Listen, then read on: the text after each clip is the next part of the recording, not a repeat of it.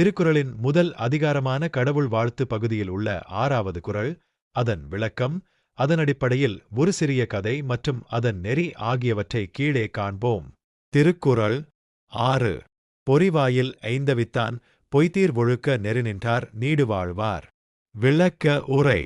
பொறிவாயில் 5 அவித்தான் மெய், வாய், கண், மூக்கு, செவி ஆகிய 5 பொறிகளின் வழியாக வரும் ஐவகை ஆசைகளையும் சுவை, ஒளி, ஊறு, ஓசை, நாற்றம் அடக்கி வென்ற இறைவனுடைய பொய்தீர் ஒழுக்க நெறி நின்றார் பொய்யற்ற மெய்யான ஒழுக்க வழியில் நடப்பவர்கள் நீடு வாழ்வார். இந்த உலகத்தில் எக்காலத்திலும் அழியாத புகழுடன் நீண்ட காலம் வாழ்வார்கள்.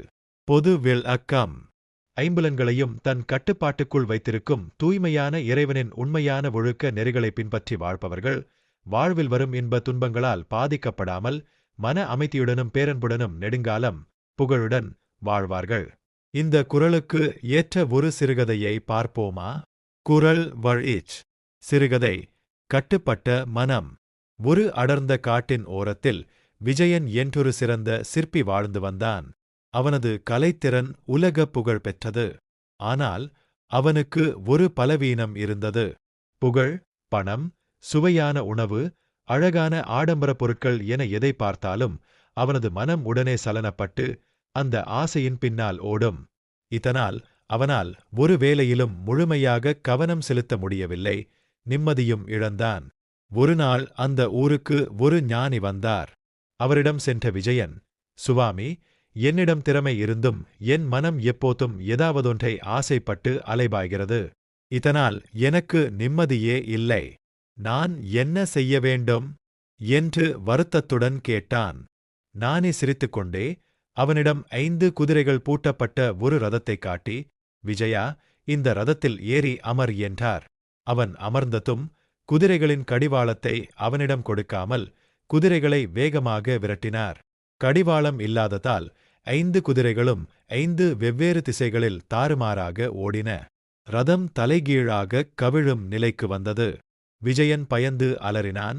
ஞானி குதிரைகளை தடுத்து நிறுத்தி கடிவாளத்தை விஜயனின் கையில் கொடுத்து, இப்போது இழுத்துப்பிடி என்றார். விஜயன் கடிவாளத்தை இறுக்கி பிடித்ததும் 5 குதிரைகளும் அடங்கி நேராக அமைதியாக நின்றன. ஞானி அவனுக்கு விளக்கினார். விஜயா, இந்த 5 குதிரைகள்தான் உன்னுடைய மெய், வாய், கண், மூக்கு, செவி என்னும் 5 பொறிகள். கடிவாளம் இல்லாத ரதம் போல உன்னுடைய புலன்களை நீ கட்டுப்படுத்தாமல் விட்டால் அவை உன்னை நிம்மதியற்ற பாதையில் இழுத்துச் சென்று அழித்துவிடும். யார் இந்த 5 புலன்களையும் தன் அறிவாலும் ஒழுக்கத்தாலும் கட்டுப்படுத்தி ஆளுகிறானோ அவனே வாழ்க்கை பயணத்தில் நிம்மதியாகவும் புகழுடனும் நீண்ட காலம் வாழ்வான். அன்றிலிருந்து விஜயன் தன் புலன்களை அடக்கப் பழகினான். தேவையற்ற ஆசைகளை குறைத்து கொண்டு தன் கலையில் மட்டும் கவனம் செலுத்தினான். அவனது சிற்பங்கள் காலத்தை கடந்து நின்றன. அவனும் மன அமைதியுடன் நீடுழி வாழ்ந்தான். இந்த குறள் கூறும் முக்கிய நெறி புலனடக்கம் மற்றும் ஒழுக்கம் ஆகும். மனிதன் தன் பேராசைகளை கட்டுப்படுத்த தவறும்போதுதான் தவறு செய்கிறான். ஐம்புலன்களையும் அடக்குவது என்றால் உலகத்தை வெறுப்பது அல்ல, மாறாக புலன்களின் போக்கிற்கு அடிமையாகாமல் நம்மை நாமே கட்டுப்படுத்துவதாகும். அத்தகைய நெறிதவறாத ஒழுக்கமான வாழ்க்கை வாழ்பவர்களுக்கே உண்மையான மன அமைதியும் நீடித்த புகழும் கிடைக்கும் என்கிறது வள்ளுவம்.